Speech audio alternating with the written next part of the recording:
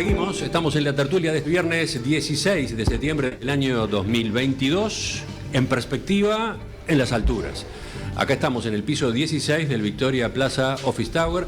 Estamos con Alejandro Abal, Marcia Collazo y Juan Grompone, y con un invitado en la cuarta butaca. En este tema en particular, en este bloque, recibimos a Juan Montans. Buen día, Juan.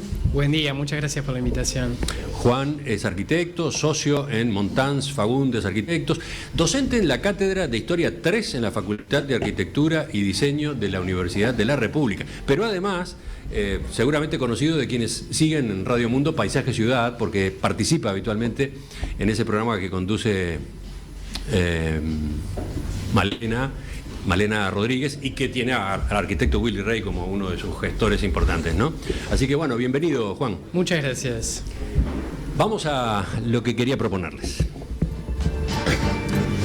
Quienes siguen en perspectiva en nuestra web siempre pueden observar cómo luce la Plaza Independencia, porque solemos tomarla con la cámara que tenemos en el piso 2 del Victoria Plaza Office Tower. Hoy, en este edificio, pero bastante más arriba, acá en el piso 16, que en realidad es un nivel 18, la vista aérea de la plaza cambia. La vista es mucho más amplia, la vista es prácticamente vertical. Desde acá pueden observarse además los edificios más emblemáticos que rodean a la plaza: el Palacio Salvo, el Palacio Esteves, la Torre Ejecutiva, el Teatro Solís, el Edificio Ciudadela y tantas otras construcciones que le dan identidad a este espacio emblemático de Montevideo. Además, incluso el panorama se amplía con el Río de la Plata al sur, al oeste de la bahía, el puerto, el cerro. ¿Por qué hago este repaso? Porque aprovechando este punto de vista privilegiado, quiero preguntarles a los integrantes de la mesa, ¿qué es hoy para ustedes? ¿Qué es la Plaza Independencia? ¿Cambió la Plaza Independencia para ustedes al mirarla desde acá? En fin, Juan, vamos contigo. Bien, bueno, yo voy a hacer una propuesta. La mitad de la Plaza Independencia fue construida sobre la destrucción de la ciudadela de Montevideo. No queda más que unos pocos rastros, la puerta, por ejemplo, y algún trozo de los muros. Montevideo era, podemos decir, una pequeña Cartagena del Sur, es decir, la otra gran ciudad amurallada del Imperio Colonial Español era Cartagena, que era la que defendía el Caribe, digamos. Bueno, Montevideo era de alguna manera defendía la entrada del Río de la Plata, que era la entrada hacia el territorio que en definitiva podía terminar en el Perú y todo el problema del comercio. Bueno, eso es lo que justificó que la ciudad de Montevideo fuera amurallada, tuviera una ciudadela para defenderla desde tierra, lo mismo que Cartagena. Hace unos años reconstruimos el diseño de la ciudadela en forma electrónica, con ayuda de fotografías, dibujos y pinturas, con un equipo que formamos con el arquitecto Paisé, Marcelo Paisé. Es cierto, fue todo un hito ese. Fue todo un hito. Después vinieron otras reconstrucciones digitales. Hubo otras reconstrucciones digitales, sí. Entonces, desde ese momento soñé siempre con una remodelación de la plaza que muestre lo que no se ve. Porque, por ejemplo, se puede excavar Juncal y la propia plaza, la calle Brecha, y llegar inclusive hasta Cubo del Sur, y ahí debajo están los muros que tienen más de un metro de espesor, construidos de piedra, porque cuando se construyó la Montevideo moderna, la ciudad moderna, lo que se hizo se demolió hasta el nivel del suelo, pero por ejemplo los fosos y todas esas cosas por el estilo siguen estando allí. Entonces yo pienso qué pasaría si descubriéramos esos muros y luego pusiéramos un pavimento transparente por el cual se pudiera caminar por encima, se pudiera ver lo que era, es decir, es como el mapa de la ciudadela, y de noche se podrían iluminar, ¿no? Y esto sería una primera fase de mi propuesta para remodelar la Plaza Independencia. Y la segunda fase sería todavía un poco más audaz, que es reconstruir con líneas de metal, por ejemplo aluminio, los bordes de la ciudadela para que uno pudiera ver el dibujo, es decir, sin entorpecer lo que está leyendo, sin ocultar la vista, como dibujado con líneas de metal, lo que era la posición de los muros y el lugar para ver el volumen que ocupaba. Bueno. ¿No te convence resolver eso con un holograma, por ejemplo? Porque sería una manera de no tener que construir, no, pero, que apareciera lo que estás queriendo que se vea, pero sin construirlo, sin ponerlo material. De aluminio, de una barrita de aluminio, bueno, en el aire, ¿no? Una especie de armazón que dibujara lo que era la estructura, que reconstruyera lo que era la estructura sin alterar la visión, ¿no? Y lo demás. En diagonal tu tocayo Juan, el arquitecto, Juan, te observa deslumbrado, porque está yendo bastante más allá de lo que él creo que iba a decir. Esto es lo que a mí me dice la Plaza de Independencia hoy, y desde hace 20 años. Eso es lo que te dice, sí. Lo que le falta, digamos. Lo que le falta. Lo que debería hacerse en la... Y lo que sería para el turismo poder mostrar lo que muestra Cartagena, por ejemplo. Chan, chan. Bueno, arquitecto, hable usted ahora. Bueno, acá ya escuchando a Juan, tocayo, da para tirar los sulfitos y empezar como a proyectar, ¿no? Porque eso justamente serían como empezar a pensar la plaza. Yo creo que la jerga, ¿qué es eso de tirar sulfito? Sulfito es el papel sobre el que dibujamos. Es antiguo, ¿no? Sí, no, sí. ¿Se sigue trabajando ahí? Sí. ¿No es las primeras ideas están ahí? ¿El AutoCAD no sirve para esto? Una etapa posterior. Como la máquina de escribir. Claro.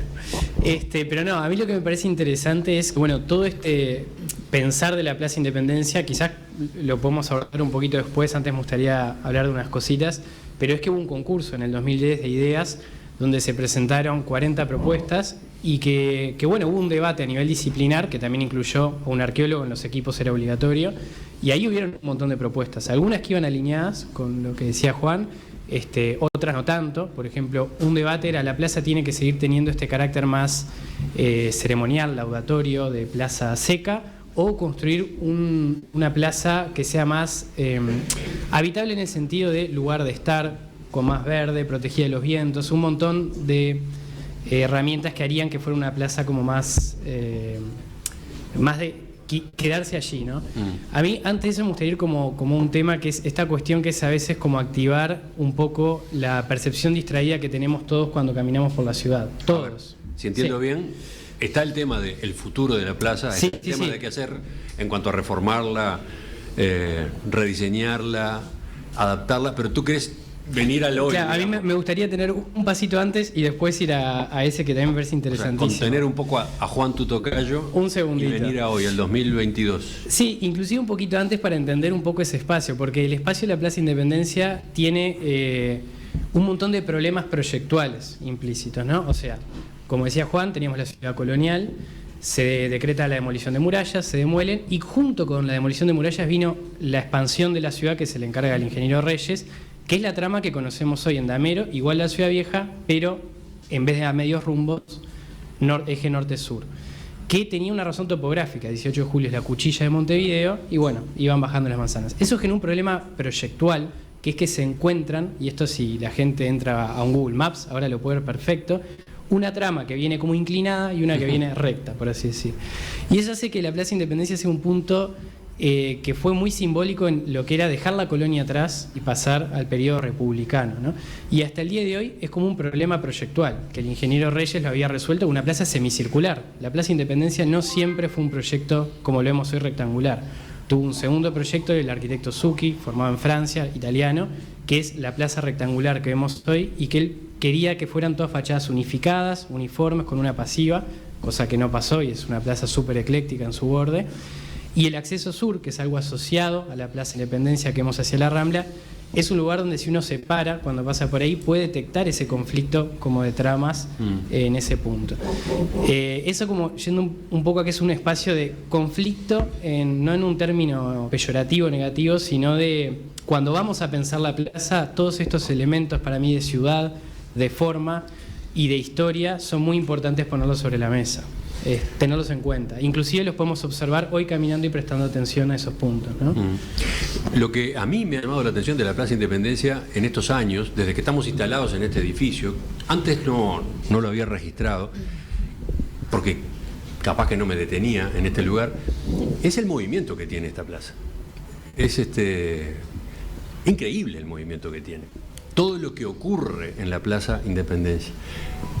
Obviamente la pandemia, la emergencia sanitaria alteró esa dinámica, pero ahora se está recuperando. Por ejemplo, todo lo que ocurre en materia de turismo, ¿no? Todo lo que ocurre en materia de visitantes, turismo que viene del exterior, turismo interno. Todo lo que ocurre, ni que hablar de movilizaciones sociales y políticas, cómo convergen acá, bueno, por la torre ejecutiva. Pero la vida incluso que tiene de plaza de barrio, hay una parte del uso de la plaza que corresponde a los vecinos. Y entonces uno puede ver, perfectamente puede ver niños jugando, puede ver madres con cochecitos, puede ver personas mayores sentadas en la plaza charlando distendidamente y sin apuro, ¿no? Tiene mucho movimiento, pasa mucha cosa acá. Eso da para quizás otra parte de la discusión, pero sigo, voy con Marcia ahora. Bueno, justamente yo estaba pensando qué linda idea sería alargar un concurso de cuentos. Es una idea nada más. Que el tema fuera ese, la Plaza Independencia. Porque realmente lo he pensado tanto como tú. Mirá, capaz que ya lo tomamos, porque tenemos pendiente volver a los concursos de cuentos, por distintas razones se han demorado, pero quizás de acá a fin de año podemos hacer uno. Es inagotable. Uno que sea con ese tema. Bien. Y bueno, justamente yo lo quería tomar por otro lado, lo quería tomar no tanto por el lado de la historia, que también podríamos decir tantas cosas de la historia, ¿no? Sino como símbolo. La Plaza Independencia es el símbolo de una, si se quiere, una comunidad, un pueblo que quiere asumir su destino soberano de diferentes maneras. Incluso podríamos llegar al conflicto que nos plantea el propio hecho de la independencia y de la jura de la Constitución, que ya sabemos bien que es todo un conflicto de cara a la identidad y sobre todo al artiguismo, y no voy a entrar en eso, simplemente mostrar que hay un conflicto ahí del símbolo mismo. Pero hay una cosa que está clara, lo que querían era derribar aquellas odiadas murallas coloniales. Hoy tal vez nos podríamos lamentar, no lo sé, creo que muchos se lamentan por qué no las conservamos y cuánto turismo tendríamos, etcétera. Pero es que era imposible conservarlas. Porque los pueblos quieren aire. Cuando los pueblos quieren libertad, los pueblos quieren, primero que nada, quieren derrotar los símbolos opresores, lo que ellos entienden que era el obstáculo para esa libertad. Y obviamente las murallas eran uno de ellos. Entonces, mal las aguantaron hasta que se demolió el mercado viejo y de ahí en adelante, como digo, bueno, a construir algo. Yo no sé si a construir un símbolo, porque de vuelta, la plaza, ¿verdad? No sé si un símbolo de patria, pero sí creo que podría condensarse en la plaza una infinidad de intentos de ir construyendo un símbolo de patria, porque también pensemos, primero estaba Joaquín Suárez en la plaza, no estaba Artigas. Piria en uno de sus folletos dice que no lo quiere, no dice que no lo quiere Artigas, pero casi.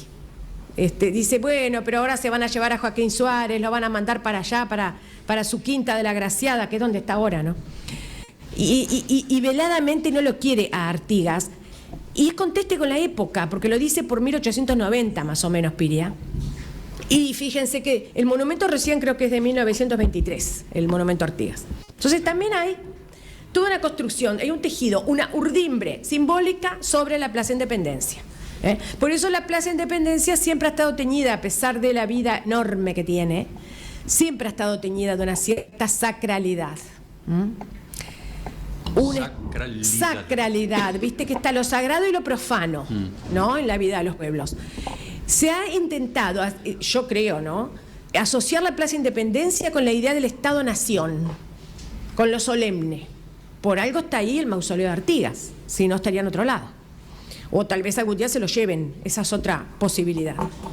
Pero mientras esté el mausoleo de Artigas, va a seguir teniendo la Plaza Independencia una fuertísima dosis de sacralidad.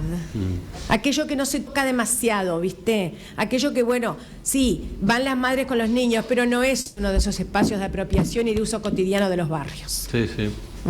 Sí. Incluso, por ejemplo, está bueno lo que decís, porque suele ocurrir que pasen ciclistas por la plaza, o mejor dicho, ciclistas, personas que se están trasladando de un lugar a otro, eventualmente haciendo algo de ejercicio, pero pasan por la plaza. Es una postal, ¿cómo decirlo?, rara, y que hasta uno cuando la ve piensa irreverente. Como un ciclista frente al mausoleo. Claro, queda ese Artigas, ¿no? fondo, queda ese fondo. Bueno, seguimos. Juan tiene algo para agregar, pero vamos con Alejandro primero. Bueno, Juan Montanz. Sí, tendría 4 cosas que son muy largas todas, pero las voy a abreviar lo más que pueda. La primera es que la Ciudadela se demolió porque era un nido de ratas y de mugre terrible, más que por el sentido de organizar un centro a partir del cual partiera la ciudad nueva, que era 18 de julio, etcétera. La idea que primó fue tirémosla abajo porque esto es una porquería. Ustedes quizás recuerden, pero Piria tenía su primer local, digamos, de remates en la plaza, pero del lado afuera, porque adentro no se podía estar. Por eso son los cuentos, naturalmente, de aquella época.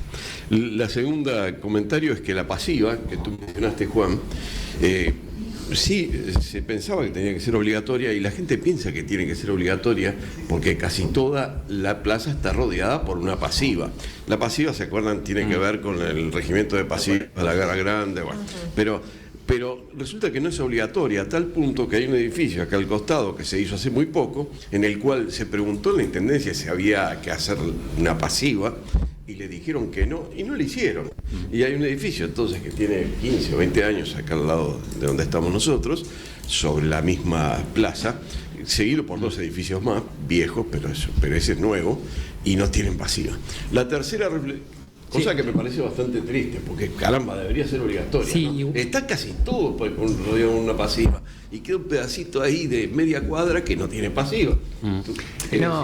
Toda la cuadra esta, ¿no? La Sí. que va de Ciudadela a Juncal, esa carece de pasiva. Claro, Pero la ahí hay un mitad problema de porque- padronario, ¿no? Porque son padrones más pequeños que si uno tuviera pasiva, la pasiva quedaría rehundida entre los edificios. Entonces, hay una cuestión de Pero lo escala en que hay que verlo en el de caso a la caso. IBM, digo la IBM porque no hay más remedio, porque es para ubicarlo, en ese edificio tenían proyectada la pasiva y les dijeron que no era necesaria. Entonces, si no es necesaria, utilicemos el espacio. Y no le hicieron. Bueno, pero la tercera reflexión tiene que ver con el Palacio Salvo, que no lo mencionamos. Yo lo siento como parte de la plaza.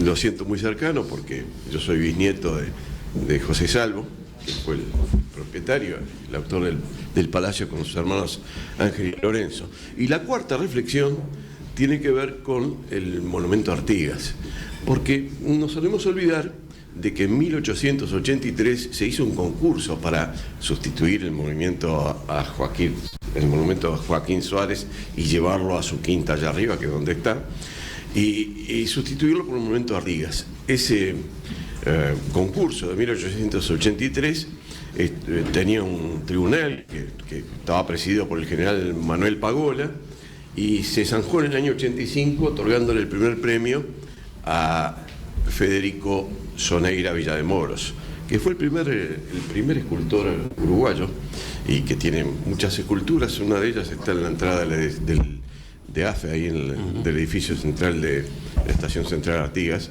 Los demás están en general en manos de la familia de sus descendientes. Y ganó el concurso.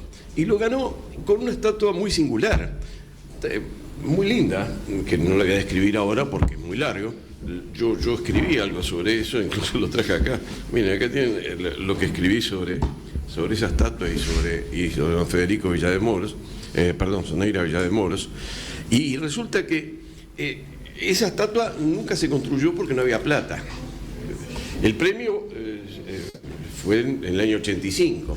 Su amigo Blanes, el pintor, amigo de Soneira, cuando pintó la parada de 1885 del general Manuel Santos, que era el presidente, Máximo Santos, que era el presidente de la República, puso en ese cuadro muy grande y muy importante una estatua de Artigas. ¿Cuál es? La estatua que ganó el concurso en el año 85, no la que tenemos acá. De esa estatua hay una maqueta que está en el cuartel de Dragones en este momento de la ciudad de Maldonado, está desde el año 82. La encontré yo, a la maqueta esa, así que me adjudico el mérito de haberla, revivido. Y la restauraron un poco y quedó ahí en el cuartel de Dragones. pero por eso lo decía, que la historia nos lleva siempre al monumento del 23, construido en el año 23, al cual tú te referías, Marcia, pero que no es, y después restaurado en el 70 o cambiado en el 70 por el gobierno militar, pero no es ese, sino el original monumento Artigas es del año 1885, y ese es al cual me refería, y lo pueden ver en el cuadro de Blanes. Hablando de lo que decía Juan, el arquitecto, y de lo que decía Juan, el ingeniero, elijo este mensaje de un oyente, Martín. Dice: soy uno de los autores del primer premio del concurso de 2010. Nuestro proyecto preveía la reconstrucción en el pavimento del dibujo de la muralla y además la correspondiente iluminación nocturna. Lamentablemente el proyecto, que no era parte de un concurso de ideas, sino de anteproyectos, bueno, nunca fue desarrollado, contraviniendo las bases del mismo y motivando una acción judicial de nuestro equipo, Fábrica de Paisaje. Sí, es interesante ubicar en qué quedó aquello, bueno, qué pasó. Eso es lo que firma Martín Cobas. ¿Y qué podrías agregar tú ahora? No, eso fue así. O sea, el concurso se hizo, se presentaron 40 propuestas y bueno, quedó nada, fue toda una polémica. La Facultad de Arquitectura se pronunció muy en contra, porque esa acotación que hace Martín es un concurso de anteproyectos, implica que está implícito que se va a realizar, ¿no? O sea, un concurso de ideas puede ser algo más abierto para empezar a pensar el concurso anteproyectos, quizás. En este caso la idea era materializarlo, y eso estaba implícito en el tipo de llamado. Y bueno, quedó desierto no, el concurso fue adjudicado, pero después no se pasó a proyecto ejecutivo, que sería la otra etapa, por falta de fondos. Bueno, hubo una polémica ahí que... Juan, una aclaración, no porque tú no lo has dicho bien, sino porque puede entenderse mal. No es que la Facultad de Arquitectura se haya pronunciado en contra del llamado, ni No, del proyecto. claro. Se pronunció en contra de que se abandonara el proceso. Exacto. Bueno, y después hay otras discusiones que plantean otros oyentes. Gonzalo dice: yo le cambiaría el nombre a la plaza. O sacaría a Artigas de la plaza. Porque Artigas nunca quiso la independencia de Uruguay. Dice, sí, hay una cierta contradicción desde el punto de vista simbólico, ¿no? Es otro tema. Sí, yo igual, retomando lo que decías tú sobre la cantidad de usos que se ve y demás, que me parece bien interesante preguntarnos todos. Creo que el concurso fue una buena instancia para hacerse esas preguntas del lado de la arquitectura, pero es algo más general. ¿Qué carácter? O sea, es lo que estamos buscando de esa plaza, ¿no? Voy a poner un ejemplo. Hablas del movimiento. Entonces, ¿es un espacio de movimiento? ¿Es un espacio de protesta, que también sería válido? ¿O es un espacio de estar en un espacio público equipado para que vayan los niños, las familias, el barrio? A mí me pasó una anécdota nomás. Vieron que hay 3 sectores como de pasto. Si uno se recuesta en ese pasto, van a venir gentilmente a decirte que no está permitido y es una falta de respeto y te tenés que parar o sentarte. O sea, hay decisiones que están implícitas detrás sobre el uso de la plaza que no están totalmente laudadas, y que justamente para mí la plaza lo que tiene hoy es como si fuera un nudo de contradicciones. O sea, por un lado es un lugar de movimiento, por otro lado es donde vemos cuando hay una movilización y demás, pero ninguna de estas funciones el espacio está respondiendo, ¿no? O sea, habría que definir, bueno, qué carácter queremos que tenga hoy en el siglo XXI esa plaza, y a partir de eso, qué espacio tiene que responder ese carácter. Porque hoy no responde a ninguno, a mi entender. Capaz que hay alguien que podría decir lo opuesto. Sino de que es un espacio que está totalmente en contradicción y que no termina de cerrar para ningún uso, ni siquiera el circulatorio vehicular, ¿no? Entonces me parece que sí es súper válido pensarlo, pero primero habría que pensar qué carácter tiene esa plaza. Otro sería el tema patrimonial. El concurso que ganó, que Martín Cobas ahora mencionaba, tenía otra cuestión, que era la topográfica. Ellos proponían una cuestión patrimonial en línea con el paisaje. Y entonces recuperar esa topografía que tiene la parte más alta de la Cuchilla, que es la Plaza Independencia, en el pavimento, además de la cuestión de marcar con un rehundido la ciudadela.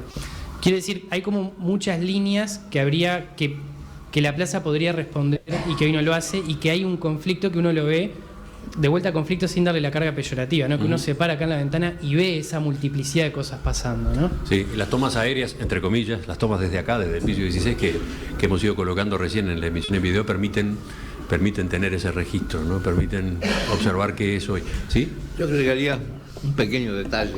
A mí me molesta que las palmeras de la Plaza Independencia no sean criollas. ¿Por qué no son gutiérrez? Y a mí me permitís un último comentario. El caballo de Artigas no es un caballo. Es italiano. Es un caballo italiano que no tiene nada que ver con el caballo criollo, que es el que seguramente Es un se usaba en la condottiero. época de Artigas, ¿no?